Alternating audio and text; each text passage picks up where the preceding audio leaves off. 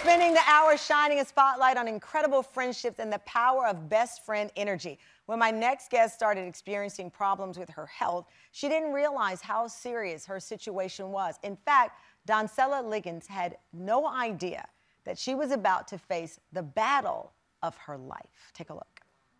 I was on my way to my nephew's high school graduation, and as I was driving, my foot started swelling up. I went to my provider, and I was diagnosed with gout. But even after the diagnosis, Doncella's symptoms worsened, but she brushed them off, not wanting to face the idea that something might be terribly wrong. I was unstable, having to take time out just to get my breath to proceed walking down the hall. My body was telling me that something was wrong, but I was in denial, and I refused to listen to it. With her health rapidly deteriorating, Doncella needed immediate medical attention. They admitted me to the intensive care unit, and I was diagnosed as having kidney disease. But it was only after a follow-up appointment that Doncella realized the gravity of her condition. And though hope was still on the table, she knew it was a race against time. My nephrologist gave me the most devastating news that I ever could have received. He told me that I probably had less than 3 to 4 months to live. I needed dialysis or I needed a kidney transplant immediately. Wow. Tam fam, please welcome Doncella Liggins to the show. Oh, wow. Doncella, thank you so much for joining us. I was listening to your video diary, and you talk about that total shock and denial. Take me to that moment when you're riding in the car and you're really trying to process news like that. Thank you for having me today. Yes, that was the most devastating moment of my life.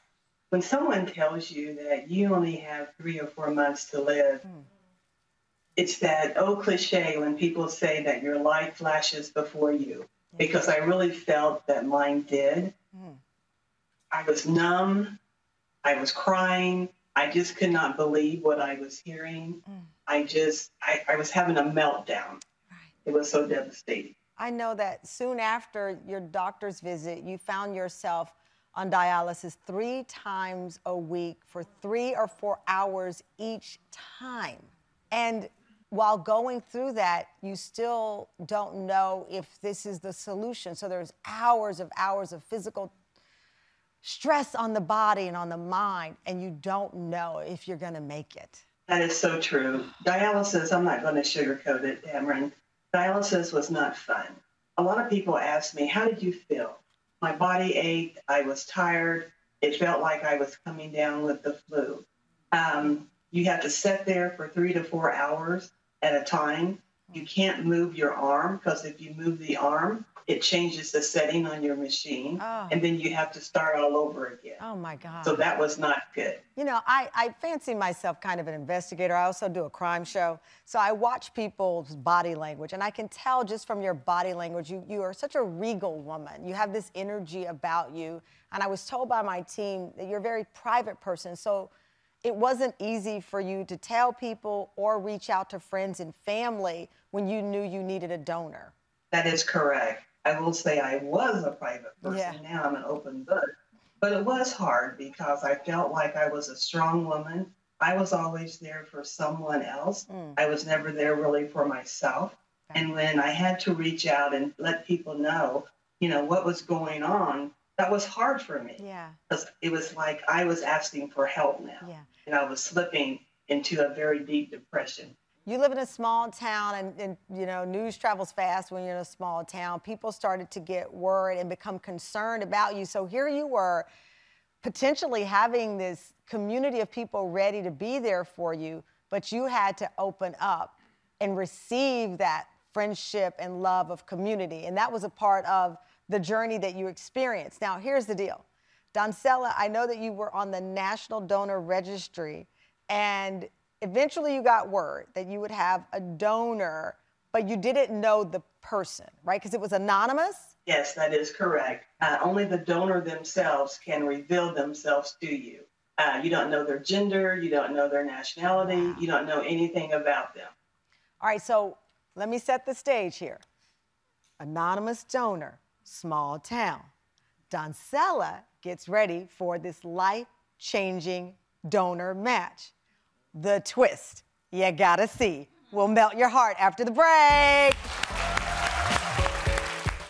Welcome back. We are talking about friendships and the important role they play in all of our lives. Back with us is Doncella Liggins, who has been sharing the health crisis which left her needing a life-saving kidney transplant. Before we went to the break, we heard how Doncella eventually learned that she had a match. But the question was, who was the person?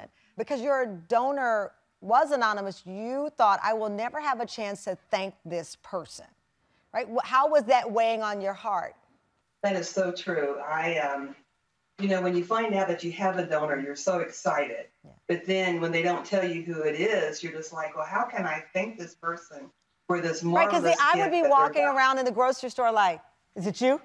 Is it you? I would be at church like looking for signs. I would turn into an investigator. I know that just one day, though, before your surgery was due to take place, the mystery was solved. Tell us what happened. Yes, I was on my way to my last day of dialysis, and I received a call, and that this person did reveal themselves to me. And I have to say that that was the most happiest moment of my life.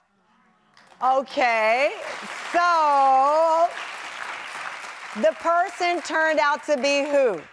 She was anonymous, but however, she was from my hometown. And I think Beverly is nearby. Hi. Okay. Beverly, you've been friends. Let me clear this up. You've been friends for more than 30 years. That's correct. So you weren't a stranger passing at the grocery store. You'd been a friend for 30 years. Yep. We have. So you heard about Doncella's need for a donor. You went in to see if you were a match? She had told us that she was on the transplant list at one of our meetings. We're in a group together, and so I told her I would be tested, and, you know, I'd be happy to be tested if it came to that. And so she had sent me an email and said if I was still interested, that this is who I would need to contact. She gave me her coordinator's name. And so I called them and I started the process. So, and you get the word back that you're a match, right? So you learned that you're a match. What was it like to keep it a secret from her? You've known her 30 years. So you're keeping this a secret for how long? Gosh, I don't know. It was about seven months, 8 months, because I had actually found out in November of the prior, before surgery, in June, I had found out that I was her match. Wow. And yeah, I couldn't tell her. And so we rode together in cars and whatever. And so my friend would ask. Wait. The girl that so you're in the car. Wait. So there, I'm reenacting. You're in the car. You're like, hey, how's the day going? Great. Anything new with you? No, nothing. I mean, is this like, I could not have kept that. Beverly, I'm going to tell you all my secrets because you're a vault. You can hold on to anything. And you know what, Cameron? Also, the surgery was going to take place around the 4th of July. And I would go around asking people, and I asked Beverly, I said, hey, are you going to be off on the 4th? Thinking that I would bite, you know, that she would say, yeah, I'm going to be off. But she said, nope. No. I'm going to be working. And I'm like, dang, it's not you. It's not her. That's amazing. So did you have a hunch that it was Beverly? No, absolutely none. None. No. I didn't know who it was. They told me it was anonymous. They told me that this person may or may not reveal themselves, and that I was okay with that. Hey, I was getting a kidney. I didn't care where it was. And Beverly, you didn't want to tell Doncella because you were afraid it would jinx the process a little bit? Yeah, I was. And she had had so many disappointments along the journey. And I was afraid that something was going to happen and, you know, maybe it wouldn't happen. And I didn't want her to be disappointed. How did you eventually tell her? Did you just walk in the room and say, hey, it's me? No. To be quite honest, the day before, my daughter convinced me I needed to tell her. And so one of our friends, I work with her. And so she called Doncella and said, hey, do you have time to stop by the office? Our group has something we want to give to you because you are getting ready to have your surgery. And so she stopped by, and so we had a little gift. I had got a little gift for her, and I put a card on the inside of it.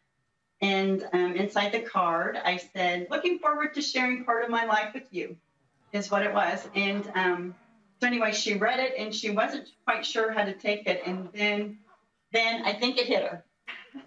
She figured it out. So wow. That's how it all played out. Oh, wow. So, Doncella, the surgery took place a few years ago. How has this gift from your friend of 30 years, how did it change life for you? You know, Cameron, it really has changed my life. When someone gives you part of them, it's a blessing.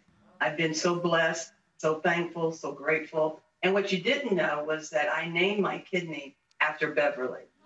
Beverly's middle name, her middle name is Joyce. So I named my kidney Joycey. Joycey? Okay. This story is amazing. I love it. All right. Doncella, Beverly, Joycey, the kidney. Thank you all for joining us. Oh, thank you. Thank you so much. Thank you. I love